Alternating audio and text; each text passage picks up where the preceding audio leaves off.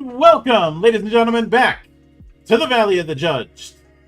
I am your one and only gaming monk, better known as Mildra, and with me is my good brother here in the temple, the man who just recently came out of the Plutonia experiment in One Piece, good brother Sig. Happy Pi Day, everybody! And man, that was a real pain to get through for, God, I think it's the third time now. Mm-hmm.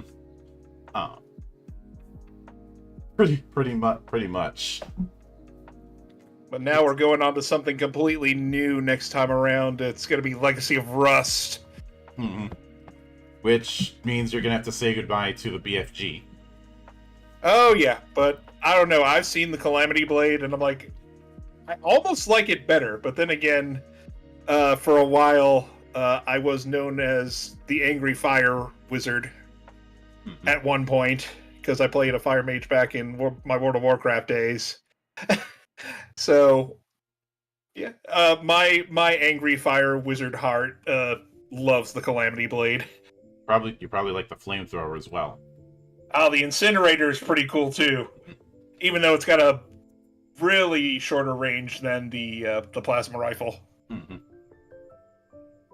Yeah, I won't say it's better or worse than the Plasma Rifle, it just forces you to be different.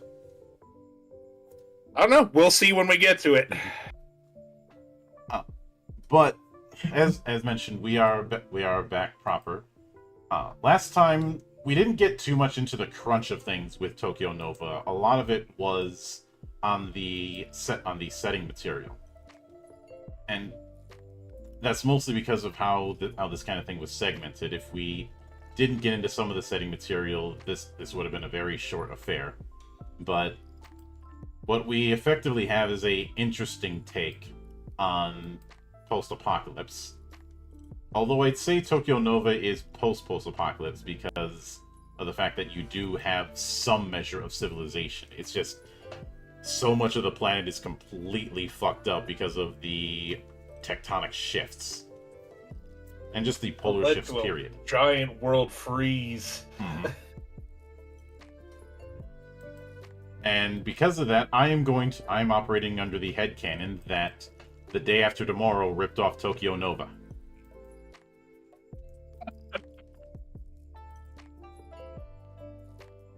Hi, Tabby!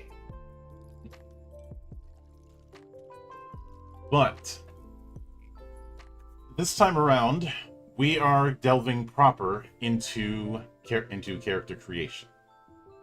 And we did kind of get a hint at it last time because of the fact that the game's version of the Tarot deck, the Nero deck, is hinted at being a significant spot when it comes to how both the core mechanics work as well as how character creation can work. There are a couple side PDFs that we ended up getting as well for this, and we'll, like I said before, we'll cover those when we get to them. But after going into a bit of fluff, and I see that much like in Shadowrun, we have these short stories in between chapters. But we start with the different types of character. There's cast, which is the player's characters. The two categories of them, quick start and construction. Quick start is just picking a pre-gen. Construction is character creation in the way you're familiar with. Mm-hmm. NPC, you already know what an NPC is. I could make a social media joke, but I'm not going to. Yeah. I was gonna say, you know what an NPC is? They work at Kotaku. I mean, you're not wrong. Let's see. The guests, it says, acts as the main antagonists or supporting characters. So these would be your big bads or your GMPCs in some cases. Mooks. I wouldn't say mooks because it says guests possess the same or greater abilities to that of the cast. Okay, so that's probably reserved for something else. Mm-hmm. Troop, on the other hand, would be a mook. They are described as... it says it right there. Mm-hmm. They are described as the small fry of the story and usually act as subordinates and, well, mooks for guests. They only possess one style, we'll get into what styles is, and do not have access to miracles, but they do have access to skills. And extras are characters that don't have combat ability or much in the way of data. These are managed in accordance to the Act rules, which we'll get to when we do. Then we have I always like when this kind of thing is in games, a anatomy of the character sheet kind of thing. I know one could argue that you could look at a character sheet and figure it out, but sometimes not so much. And it's better to have it and not need it than need it and not have it. And from the looks of things, it looks dense. Like, this is much more different than some of the character sheets I'm used to seeing. Mm-hmm. I'd say it's about medium level. But we have name, affiliation, citizen rank, which is determined in free play. A lot of these we'll get to. XP spent, because this is not a level-based affair. Life path, then personal data, portrait, the style and associated miracles, abilities and control values, combat speed, which is reason plus passion plus life plus 2, with adjustments for style, outfit, and other factors. General skills, style skills, weapons, armor, cyberware, Tron, which is your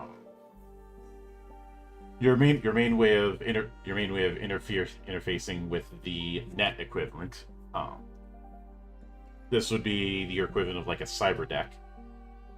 So basically, it kind of operates like in Cyberpunk, where everyone's got kind of a cyber deck in their head.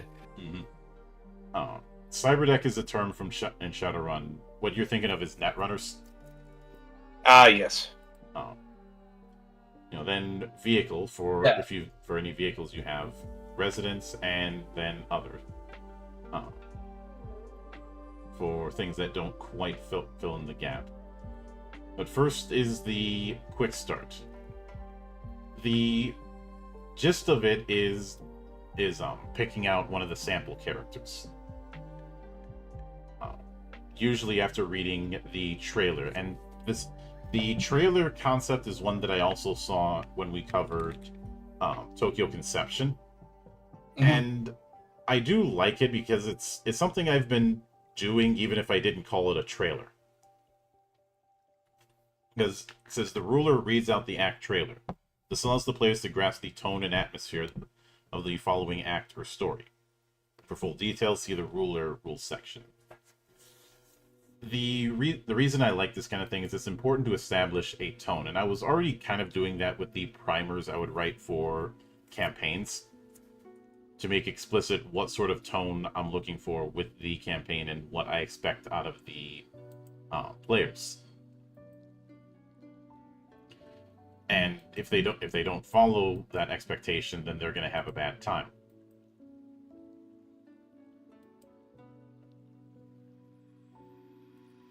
You know, the if I'm running say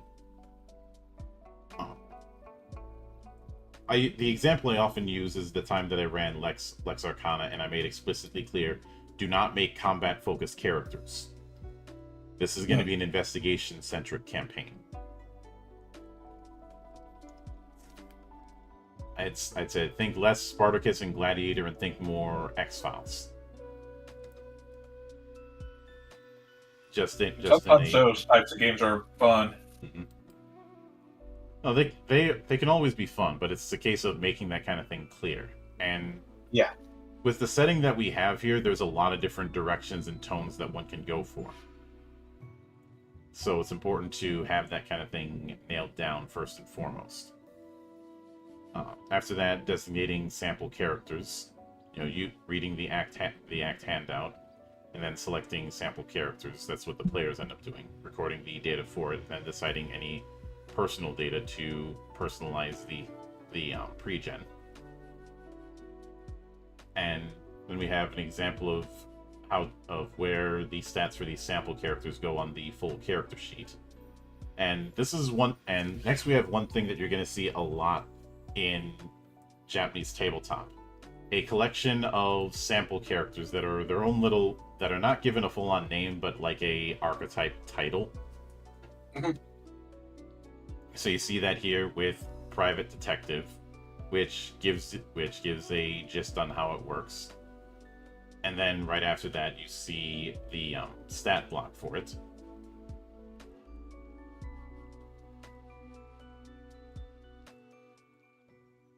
And it looks like it has skills appropriate to its to the archetype. Mm-hmm. That, and you can see what I meant earlier when I had said that skills in this are not going to be what a lot of people would expect from the idea of skills.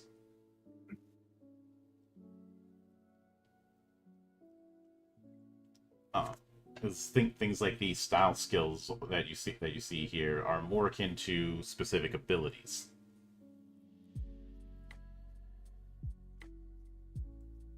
And as we go in, we'll go into further detail on them. But you can also see that the 4 suits of a playing card deck are used quite a bit in this. Yeah, it looked like they're all assigned to specific skills too. Mm-hmm.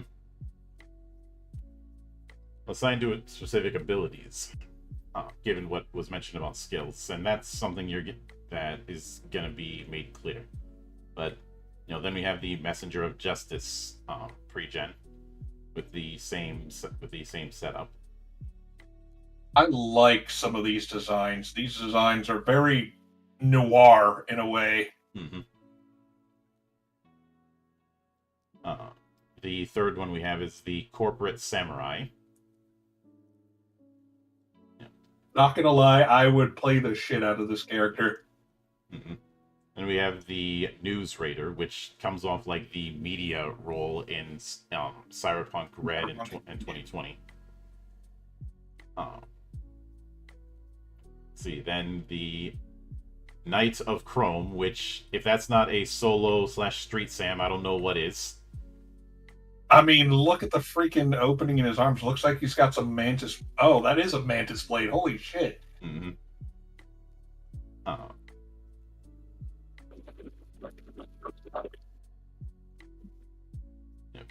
Then the Fallen Angel. Oh, God. Rocker Boy? I mean, looks Yep. kind of like it. I mean, I could very well be wrong. Mm-hmm. Then the World Order, which that's a corpo. Then the Yojimbo, which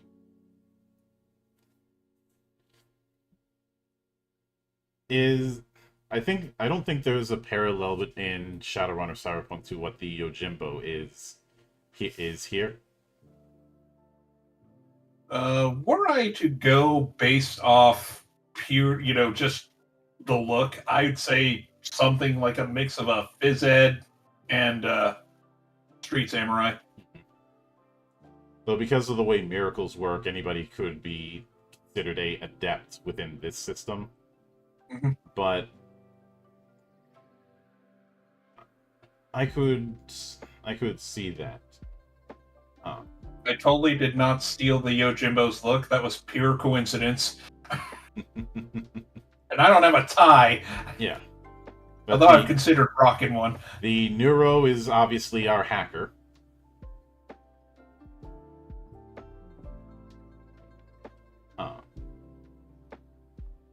And the Keeper of Secret Knowledge, I'd say, would be and would certainly be a shaman in something like Shadowrun. I can see that. Mm-hmm. But then we get into personal data. And the first thing that's on that is handling the life path. Now, life path will sometimes have a spot in the table called dock, or draw, or choice. So you either have to draw a card or choose one of the options on a table for yourself. And as far as drawing a card, you're just drawing a card from a playing card deck, and then looking at the card's value. Now see, this is what I got the deck ready for. There are the tables that you'd be looking at are Origin, Experience, and Encounter. And just for shits and giggles, let's draw one of each for the 3 tables, since we're not going to go into each of them. But the idea is that with each entry you get either a society or a contact skill, which you get 1 level in that for free. You also get the recommended suit, but you don't have to pick that suit. All right. Let's see here. So let's go ahead and draw the first one. Yep, this would be for the Origin table. Okay. The Origin table card drawn is Joker. So that's Magician. You were born into a world of secrets and magic and grew up surrounded by mysterious phenomenon and suspicious artifacts. Gain the Society Astral skill, and your suggested suit is Spades. So, I see we're trying to build a street mage in a way. So what would be the draw for the Experience table? The Experience table is a 5. Police. You have experience working for law enforcement, and the connections you've made as an Inu are a powerful asset to you even now. Contact, that's an Ray, interesting choice. And suggested suit is Clubs. And the difference between Origin, Experience, and Encounter is Origin is something in your background or upbringing. Experience is what kind of life you've lived or past events. And Encounter is an encounter you had with someone. And then finally, the Encounter table. Right, Encounter is 4. Brethren. This person sees the 2 of you as brethren who help and support each other. Contact Jimmy Yang. Suggested suit is Hearts.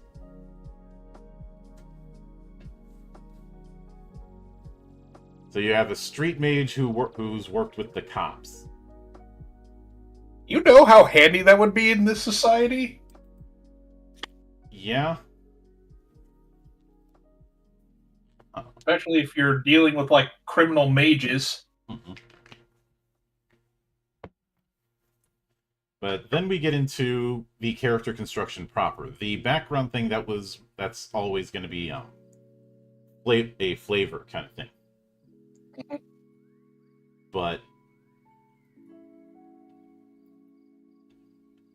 now there is a side note that the original release of the game had the skills and outfit data in the core book as well, but for the sake of brevity, that's been moved into separate PDFs. I was wondering about that. Yeah, otherwise this book would have been a lot bigger than it currently is at 195 pages, which is still a pretty decent sized core book. But contrast that with the Sword World books that go a lot bigger for each of their 3 core books. Although, on the other hand, the Sword World core books are single column, and this isn't. But this method, the method of full character construction in-game is known as build-up, and we can see here a nice little flowchart on how it works. You do see these flowcharts a lot in Japanese tabletop in this kind of manner. Mm-hmm. But the first thing that you select is a style. It says styles reflect the cast members' beliefs, preferences, and way of life, and are a cumulative representation of their jobs, specialties, and personality.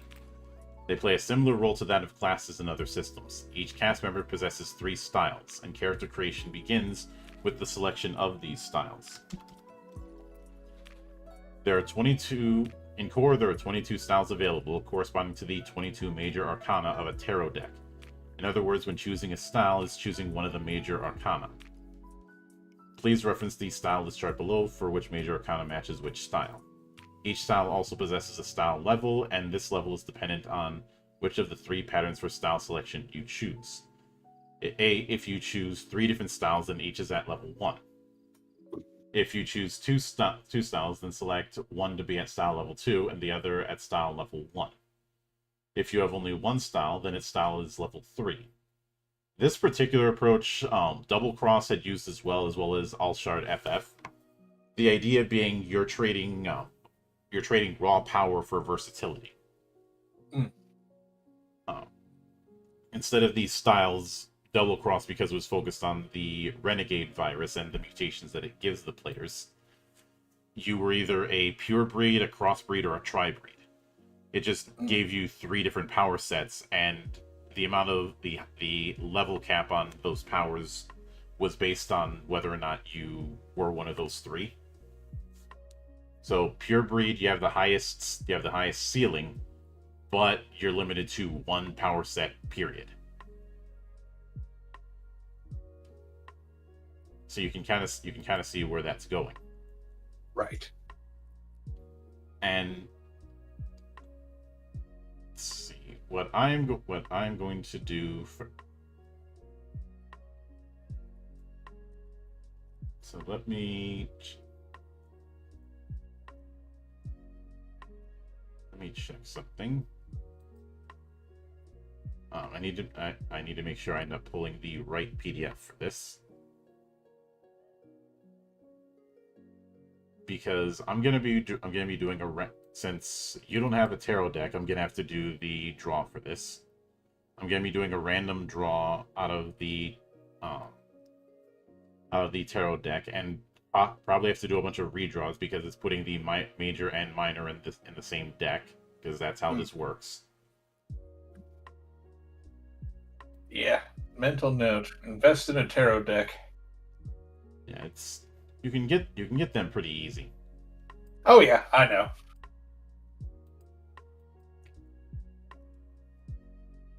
But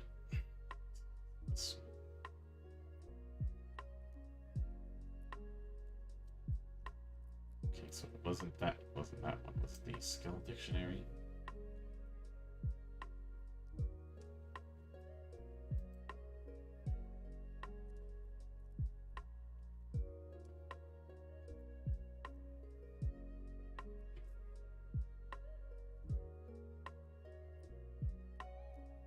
Not really. So anyway, moving on. But After selecting a style, you pick four attributes and their control ratings. Each using the table that's on this page to add up the attribute control spreads of the 3 styles together. For styles at level 2 or higher, you just add the spread again. You just add the spread again for each level above 1. You also get one. Sorry, overscrolled. You get 1 bonus point to distribute to an attribute or control rating as you please. You can use this bonus point to either cover up a weakness or further increase its strength. So basically, you get one free point. 1 free point, either make yourself kind of balanced or be really good at one specific thing. But regardless, you're going to have 7 attribute points and 16 control rating points.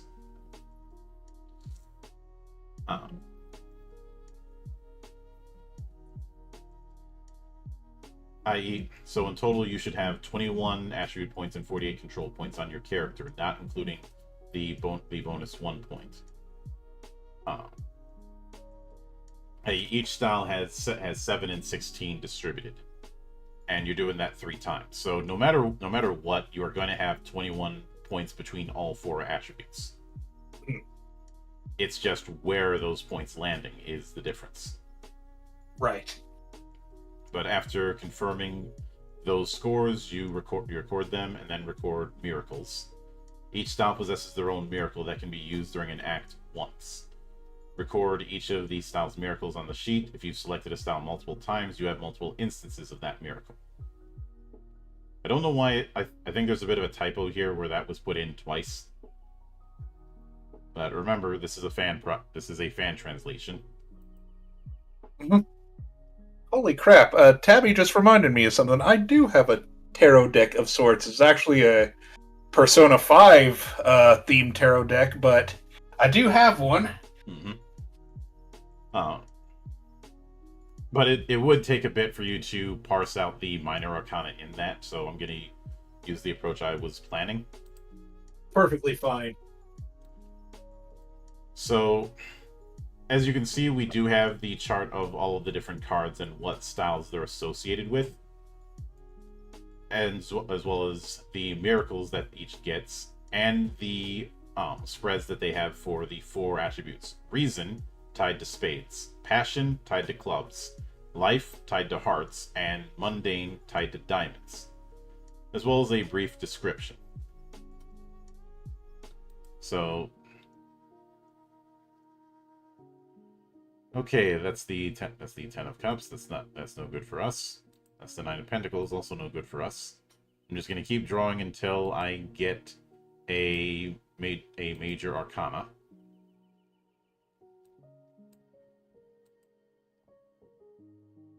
And I keep getting minor arcana in this.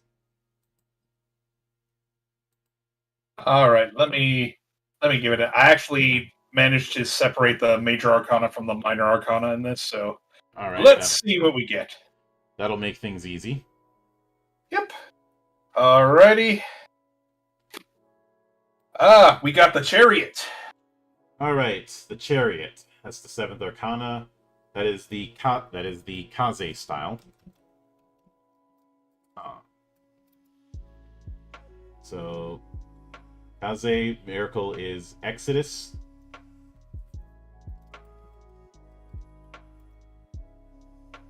And the four spreads are 2 and 5, 1 and 3, 2 and 4, and 2 and 4. So we're some kind of biker, racer, courier. Yeah. Yeah. So what's the second draw? The second draw, let me reshuffle a little bit. Judgment. All right, Judgment. Inu. Miracle is Punish. Its spread is 3-5, 1-3, 2-5, and 1-3.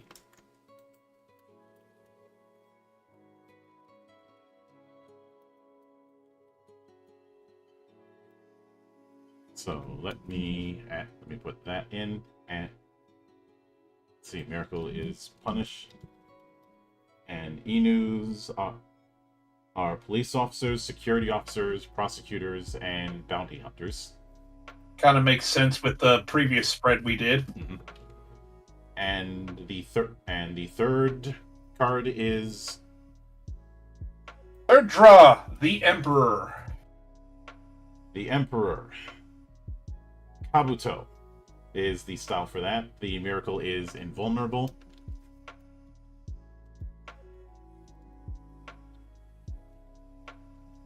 And its spread is 2-4, 1-4, 3-5, and 1-3. These are bodyguards, soldiers, and bouncers. We just make a really beefy mage. Are you not familiar with the Legend of the Muscle Wizard? I am vaguely familiar. So, adding all of that together. Give me a moment because I'm doing a bunch of copy paste. I can't. Not a I can't problem. I can't just put it all in a calculator. Here I am doing with pen and paper over on this end. Mm-hmm. But I do like that in this approach you have a decent spread that isn't going full point buy. I know some people romanticize the freedom that you have in full point buy, but that comes at a catch. Namely the fact that if you don't that you need a bit of foreknowledge, otherwise you end up with traps. Let's see. 2, 3, 2. So that's 7 and 14 for reason.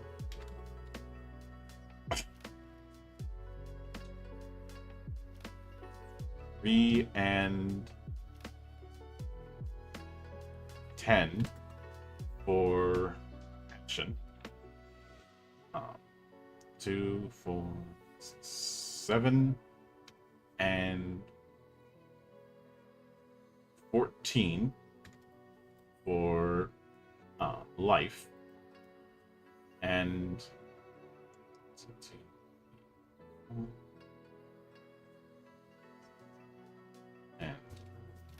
6, 10 for mundane.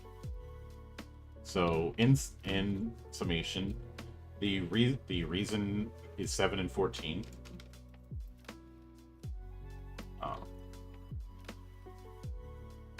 The passion is 3 and 10. The life is 7 and 14, and the mundane is 6 and 10. And the miracles are Exodus, Punish, and Invulnerable.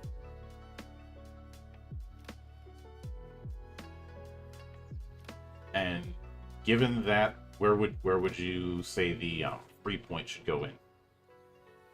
Our lowest one was in Passion. Yep. Because I'm trying to parse what we're making with here. Mm-hmm. We have apparently made a very beefy mage somehow. So you're thinking passion attribute goes up by 1? God. Would reason be something that mages use, or? I think for the purpose of this, we'll bring passion up to 4 because Sounds good to me. it sounds like you put that 1 point in either an attribute or a control rating. Oh, okay. Not both. So the left is the attribute, the right is the control rating? Yes. Okay. I was like, oh. So that's what those numbers mean. Yep. Yeah. Let's see. After that, you end up getting skills, which represent practical and specialized knowledge and abilities. If you have skills, you can more easily carry out tasks. Furthermore, you gain access to style skills, special, secret, and ultimate skills based on your selected styles. With these, you're able to demonstrate a level of power that surpasses normal human ability. Non-style skills that are accessible to everyone are referred to as general skills, and the term skill itself refers to both general and style skills. Finally, among general skills, there is the further distinction of knowledge skills. During character construction, you cannot raise a skills level above 3. When acquiring or leveling up a skill, you may choose the suit for the skill. And there's a sidebar about certain skills and the initial suit that they're associated with. And I do like that there's a decent amount of skills for each suit. Now, we've seen some game. You and I have no doubt seen some games that have skill lists, and some abilities are favored a bit more than others when it comes to skills. Looking at you, intelligence and dexterity. You are not wrong about that. Where are my strength bros in this house?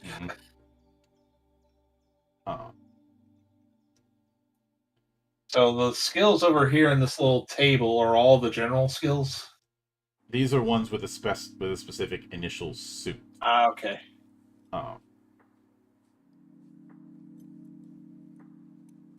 And there are free ones as well. These are just basically freebies. Yeah. But you have 8 skill levels to distribute between general and special style skills. 2 skill levels to distribute between knowledge skills, and then 2 more to distribute between secret style skills. So a decent spread, and there's, as mentioned, a lot of skills. This is where the skill dictionary comes in. Just let me load that up. I got that pulled up. We are looking at Kaze first. Yes. So Kaze is on page 102 in the skill dictionary, which I have loaded up on the stream for everyone to see. And I immediately think of the courier from Akudama Drive. But the Kaze's miracle is Exodus. No matter what the situation, you can always make a perfect getaway with this miracle. Even if you're being chased, observed, or locked in a prison cell, you can escape or leave using Exodus. This miracle can be used to negate one miracle or to dodge one physical attack made by a check that targets you or a vehicle you are driving. In these cases, range doesn't matter. If you use Exodus while in a vehicle, the crew riding the vehicle can also retreat from the scene or dodge an attack. This miracle can also perform the opposite effect. You can use it to stay in pursuit of someone no matter what. If another character uses Exodus, you can use Exodus yourself to catch up to them, and the position between the characters doesn't change. If you use Exodus to secure victory for yourself, the Use the Miracle Fittingly bonus XP may be awarded. And then you... But, so yeah, Kaze is very much the... I'd say if there was an analogy, Kaze would be akin to nomads. But I think it's understandable why unless you double or triple down on a style, you're only getting that style's miracle once.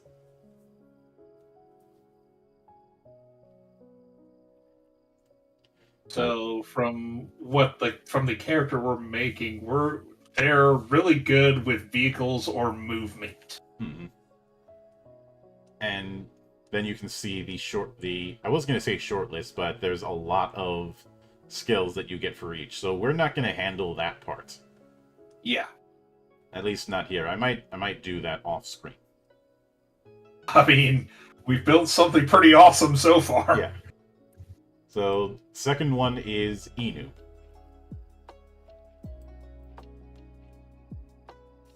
The Inu, or the Hounds, are those who dedicate themselves to the law. Their miracle is Banish. With this miracle, you bring the full force of the law to bear on your opponent. A single character of your choice, or a single group of troops, instantly suffers any level of social wound of your choice, up to and including erasure. If they are troops, they're completely destroyed. Wounds inflicted by Banish cannot be prevented, reduced, or healed by any means other than another miracle. You may also use Banish to heal a single instance of social wounds upon yourself or another character. We'll get to the idea of social wounds later in this series.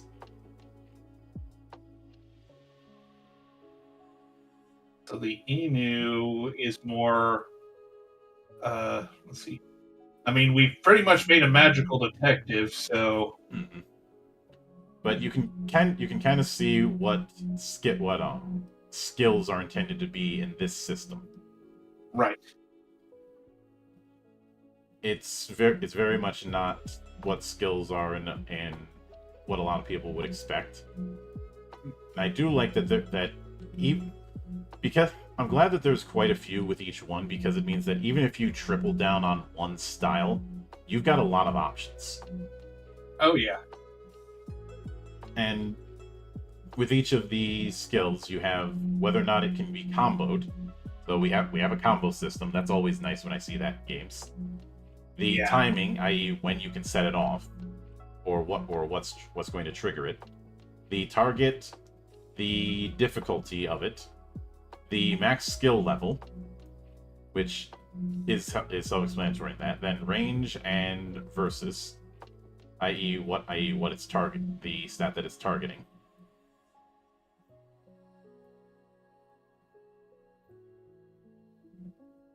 And in fact, we have a side thing about how to read skill data, which I should have gone over earlier. We have the Yes, I see. Oh, and thank you for returning to the the sub, Brian. I hope you appreciate the ad-free versions. But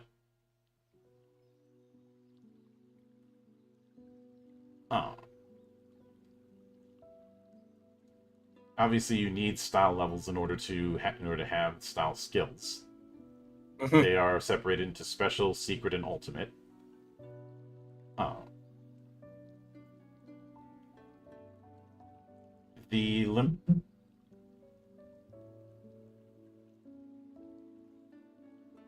And when it comes, some of them will have certain items, but obviously the name of the skill. The skills that you saw with a cross are secret skills, and the ones that you see with that asterisk looking sign are ultimate. Anything else is considered a special skill. Of course, combo, can this combo? And whether and how it can work with combos. You have none can be used in a combo without any restrictions. Alone can only be used alone and can't be used in a combo with other skills. Declare, when you declare it to be used, so it can't be used in a combo. Dodge can be used in a dodge check. Parry can be used in a parry check. And sometimes the specific skill is a prerequisite, which also has to be used in a combo, or can be used in a combo with any general skill. The max SL, that's the style skill level. Timing of when it can be used, either as an action, a specific process, and it talks within cut progression. That's basically turn order for this. Initiative, self-explanatory, or constant, passives. Though there aren't constants that you can turn on or off, which is in the form of selective.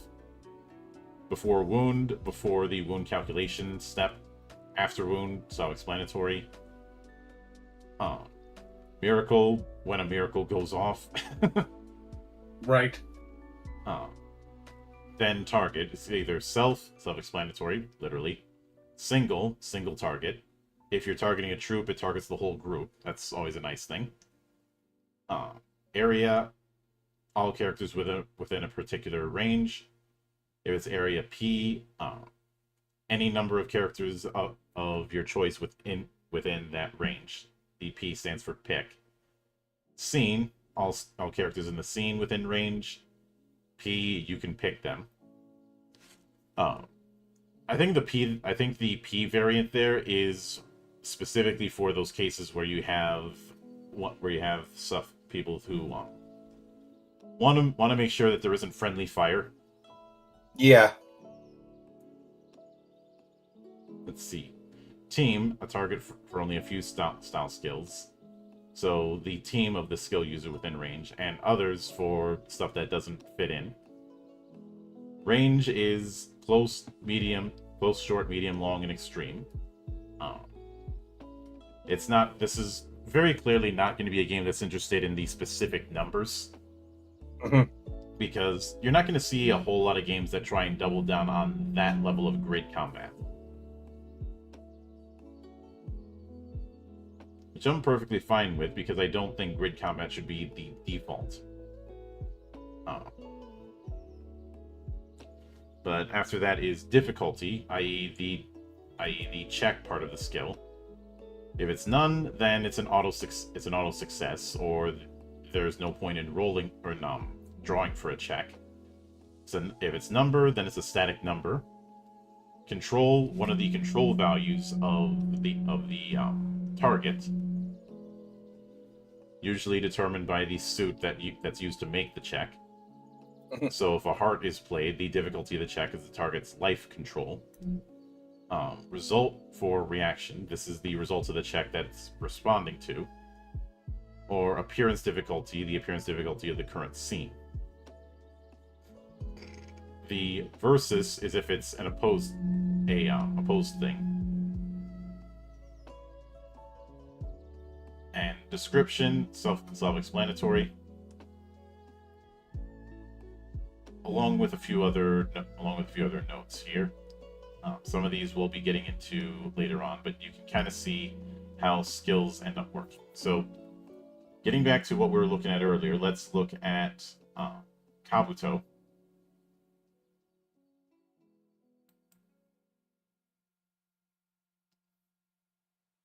Modern-day knights clad in the armor of conviction. So their miracle is invulnerable. This miracle allows you to protect another with your strength as if you were a shield. With the exception of social attacks, this miracle negates a single attack. In other words, any wounds that result from a single check or single miracle. If it is used against an attack with target area, all wounds inflicted by that attack are nullified. Although you can declare the use of invulnerable after wounds have been calculated and applied, it cannot heal wounds that were received during any attack prior to the currently occurring one. Whether it's used for money, friendship, love, or the good of the world, if you use this miracle to protect someone else, the use the miracle fittingly bonus XP may be awarded. Then right after that it goes into the various skills. So we have we don't really have the mage part of a street mage, but more of a occultist. Occultist policeman who does bodyguard duty. Hey, job's a job. I love these kind of mix and match designs when it comes to character creation, because you end up getting things that even you didn't know you could potentially get. I mean, I admit this character we're making is pretty solid, I would say. Mm-hmm. And I think this also hints at what the control values are for the stats. That's basically think of it as akin to like a saving throw difficulty, or like the 4 defenses that you saw in 4th edition. Right. You also see this kind of attribute and save thing in some of Crawford's works, like Godbound. Mm-hmm. Not to the same extent, but a similar approach. So if somebody's targeting, if you're targeting reason, you're using that 7 modifier. If somebody is targeting your reason, then they have to beat 14. Mm-hmm. That's the vibe I get, and we'll be refining that as we go further into this. but then acquiring outfits. These outfits represent important assets to the cast member. Everything from their favorite brands to the tools they specialize in, their fashion sense, their homes, and even their lifestyles. Unlike skills, you're not obligated to take an obtainable outfit if you don't want to, but you can't trade or sell back these unselected outfits. Your free outfit is determined by your character's rating in the mundane attribute. If you can take any one resident's outfit that is either at or below your mundane rating. In other words, rich characters can choose to live in a less lavish house, but poor characters cannot obtain a residence above their price range. And the Ianus, which is how you get links to the web and is necessary for viewing AR. And then after obtaining free outfits, you get your own selection of outfits. You have 20 XP to select outfits and record to your profile.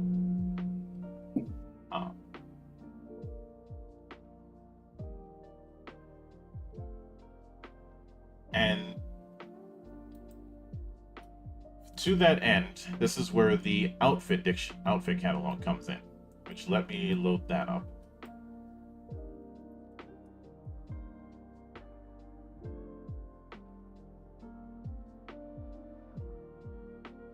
So outfit is essentially a catch-all for your equipment.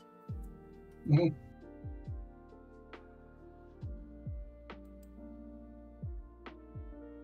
So let's look at, for example, weapons. We can see the setup for them. Let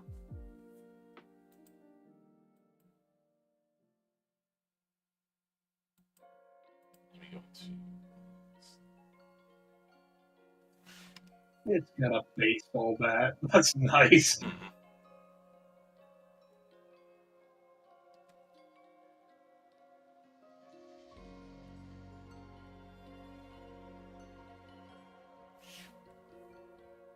But on page 10 of the outfit catalog, we have the kind of automatic acquisition outfits that you end up having. So, let's see. In our case, we have someone with a mundane of 6. So he's got a small apartment in the Ikaruga area. Appearance is 11, security is 12 and 12, and capacity and cap is 0.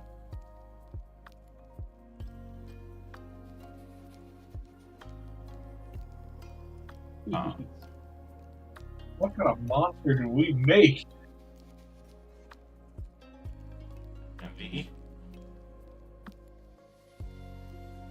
And the two numbers for security are essentially the cybersecurity and analog security.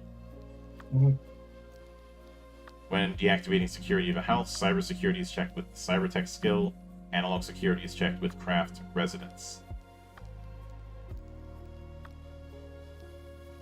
So electronic defenses or mundane defenses, you're screwed either way.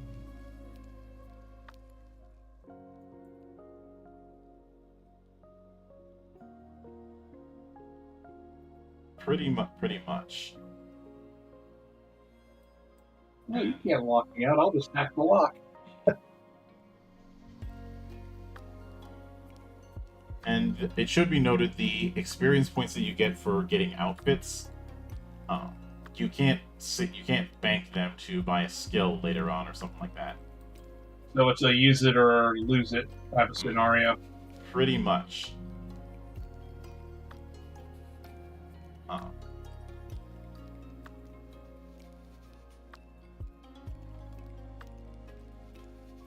And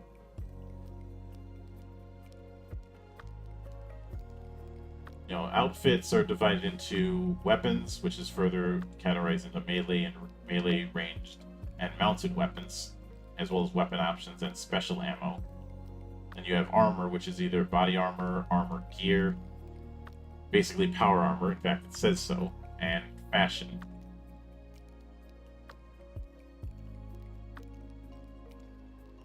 And trying to. Okay, that wasn't what I was looking for, but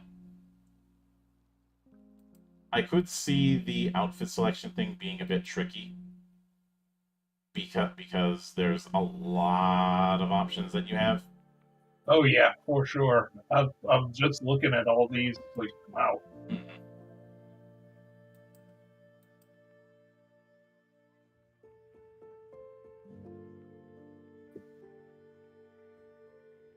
And when looking at how much something costs, you're looking at the second number in the buy rating. The first one is when making a buy check, i.e., acquiring items is as much of a RNG as anything else. Mhm. Which I honestly like having monetary aspects abstracted like that. Right. It disincentivizes just blowing through your money when you're in town or something like that. Mhm. But remember, you have 20 points worth. So the only thing I'd probably end up changing is just putting in some sort of chart that goes into each of the outfits and how much they might cost on that end in like one big chart. I'm Right. pretty sure somebody already did that. I could have swore somebody did. Yeah, because this can be a little unwieldy if if you don't know what you're doing. Mhm. But yeah, someone did make a database. I think there is someone I think there are some people who are making a Tokyo Nova wiki, but it's a ways from being ready. At least compared to other wikis. I got some weapons and equipment over here and displayed. It's just like, is this supposed to be cyberpunk or is this supposed to be fantasy? Both. There you go. Contrary to popular belief, Shadowrun does not have a monopoly on that idea of cyberpunk meets fantasy, and it shouldn't. Yeah. Now, there is one third option for character creation, and that's full scratch. This is a more hands-on version of the build-up style that we've been seeing. You do select your styles in the same way. You do calculate your attribute control ratings the same way, but you don't get a bonus point. You do record your miracles the same way. You gain the same free skills as build-up. You gain a Ianus and the same free outfits as a build-up. Then you spend 170 experience points on whatever you like. Attributes, control ratings, outfits, or skills. Using character growth for XP prices. Then personal data is handled the same way.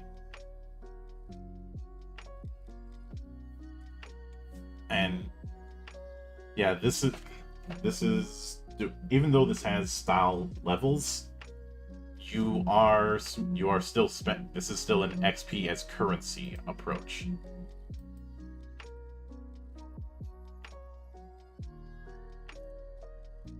And right after that, we get into character growth, with XP. So for attribute and control ratings,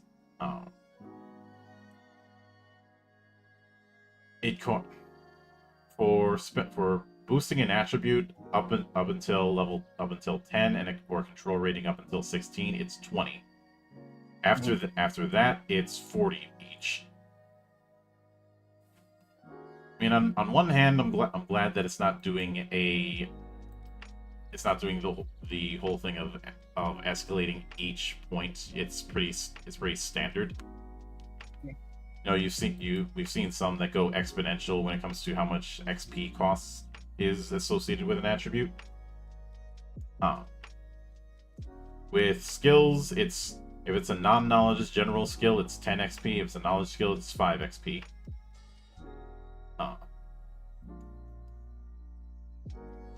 And with style skills, the amount of XP you spend is based on what type of style skill it is. For special, 10 XP per level. Secret, 20 XP per level. And ultimate, 50 XP per level. And each of these have some type of cap, I'm assuming. Yeah, the cap varies from skill to skill.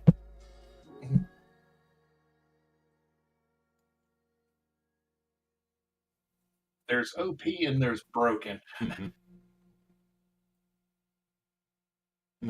can also spend XP to preserve outfits, because you're getting a variety of outfits, but at the end of an act, a lot of them are going to be lost. But you can spend XP to permanently get it. I liken this to in some games that do a mission-based design, you can pick up certain equipment, but once you go right to the next one, all that is reset. Actually, I think a good example of that would be the way item use works in the Thief games. Not how your item setup is completely reset between missions. Mm-hmm. And how you have to purchase more or less of the same item depending on how much gold you got in the last mission. Mm-hmm. Which I'm perfectly fine with that, because it means that you don't have somebody pulling the too good to use fallacy. Mm-hmm. But and actually it goes right into what the style skill limits are. You can obtain up to style level ×2 secret skills from possessed style, and up to style level for ultimate skills of a possessed style. The higher the style level, the more powerful skills you can have from that style. So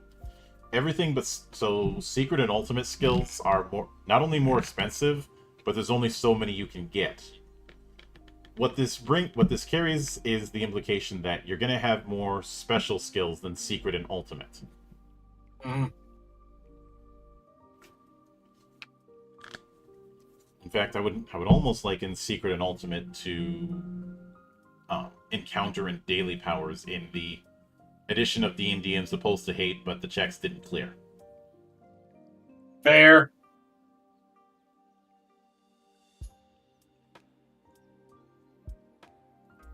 And I can see why the attribute and control rating points escalate the way that they do, because remember, control rating is basically the DC. Mm-hmm. So if you've got a control rating and attribute of 17, imagine how hard that's going to be to beat using the cards. Mm-hmm.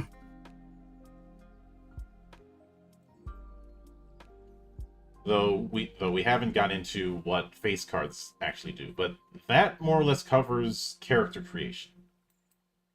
And I know we skimmed over a bunch of stuff, but what's your take on the setup? The setup is very different than anything I've ever seen, but it's, as you were to your point, you can do so many things that you wouldn't think work together, but actually work quite well. Mm-hmm. It also, and I'm glad that this kind of archetype-based approach, and mix and match, I actually prefer to say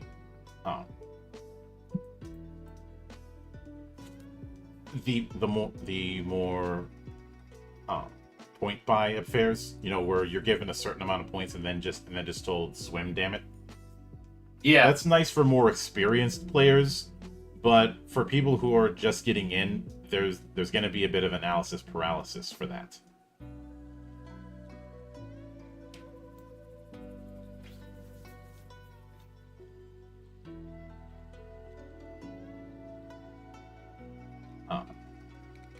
But we do kind of see that the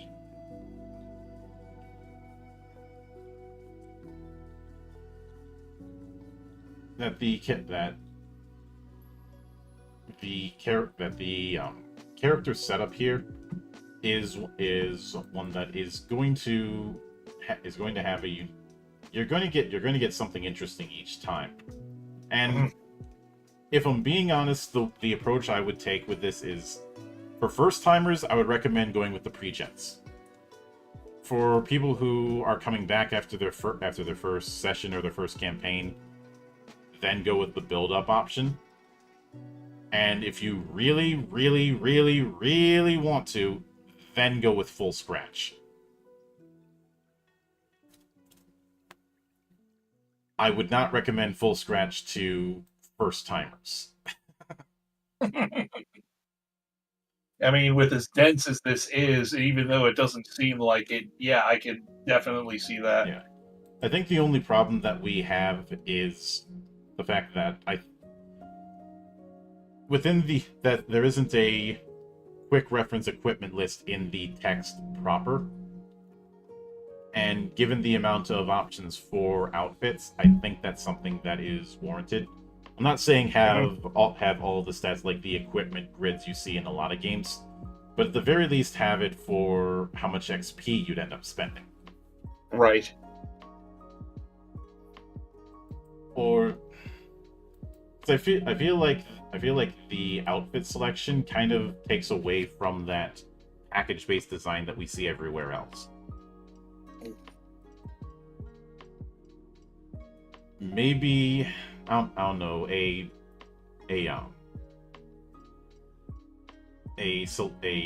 suggested list for each style wouldn't be too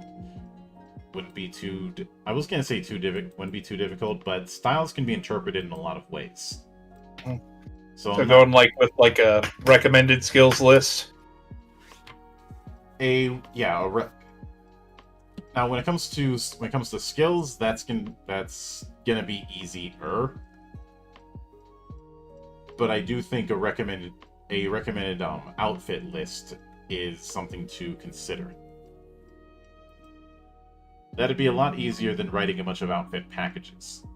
Yeah. And it ends up reminding me about why I've kind of skimmed over that why I'm not the biggest fan of that more granular approach to items. I don't really want to have people waffling about who brought enough torches or 5 feet ropes or 10-foot poles.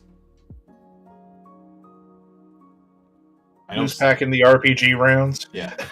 I know some people romanticize that in fantasy games, but I'm like, you shouldn't have to have that set up if the playstyle doesn't call for it. I feel like, right, unless you're doing a hardcore survival-ist kind of game, I don't think that's necessary. Especially if you're trying to play some sort of heroic fiction or larger-than-life characters, which is how a lot of people are going to play RPGs because of the media that they get exposed to early on. Yep. So that's my take on that. But I'd say that's the only real issue I have myself is the outfit catalog. Everything else is pretty damn good. And yeah, we'll have a better view of how things are going to work in practice next week when we handle the actual check systems. Because next week we're handling checks, we're handling skills, which we kind of touched here, as well as the act structure. So that should be interesting when we get into that. Getting into the nitty-gritty of the game. Woo! Pretty much. Obviously, the week after that, we'll be doing a bit of a diversion with Steam Fortress Victory. That's gonna be at the tail end of the month. Right. But point is, things are shaping up pretty nice for this, and I look forward to seeing how things go. And one thing that I couldn't help but notice isn't here. There isn't some cost of humanity or sanity thing when it comes to cyberware. Yeah, kind of like, I mean, I know it's mostly just Cyberpunk, but did Shadowrun have something like that as well? Yes. Yeah, the Essence system, that's right. Yeah. Cyberpunk 2020 and Red have empathy. Cyberpunk had, and Shadowrun had Essence. The more cyberware you take, the lower essence you have. The lower essence you have, the worse you are at doing spells. If you have 0 essence, then you become a cyber zombie. Mm-hmm. Much like how if you have 0 empathy in Cyberpunk, you become a cyber psycho. Which I understand why those mechanics are there in those games, but I'm not fond of the idea that if you're doing cybernetics that you have to have that kind of thing, because we have plenty of people in the real world who have a good amount of implants and the like in them, and you don't see them going psychotic. If they go psychotic, they do so for other reasons. Mm-hmm. Not having a couple of bionic legs. Or just, completely becoming a giant slab of metal. That, and the other problem with that kind of thing is Ghost in the Shell is a thing, and inevitably somebody's going to want to be some sort of XP of Motoko Kusanagi. And you can't really do the full cyborg thing in like Cyberpunk or Shadowrun because you're going to be a zombie in that sense. Mm-hmm. And if I can't use that as an example, I'll use Raiden, who, in the Metal Gear universe, who all that's left organic of himself is his head and a good amount of his spine. Mm-hmm. Yep, I remember Raiden. Mm-hmm. But because of the cool factor of both of those characters, somebody's going to want to do an XP of those, much in the same way that somebody's first barbarian is a Conan XP. I'm not criticizing or defending it, I'm just noting that this is a thing that's going to happen. Mm-hmm. Now, if we end up seeing something like that later, I'll end up eating crow on that gladly, but I don't see it so far. The limitation just seems to be, can you get it? I guess we'll find out once we get further into the book. Mm-hmm. But that is a story for another week. So thanks to everybody who stopped by. We will be doing this again next week, and I will be doing some more stuff tomorrow and in the coming days, especially since we got some interesting stuff coming down the pipe, as we always do here on the open bar of the internet. But until then, on behalf of the good brothers present and not present, my name is Mildra. I am your gaming monk. Stay fucking frosty, everybody.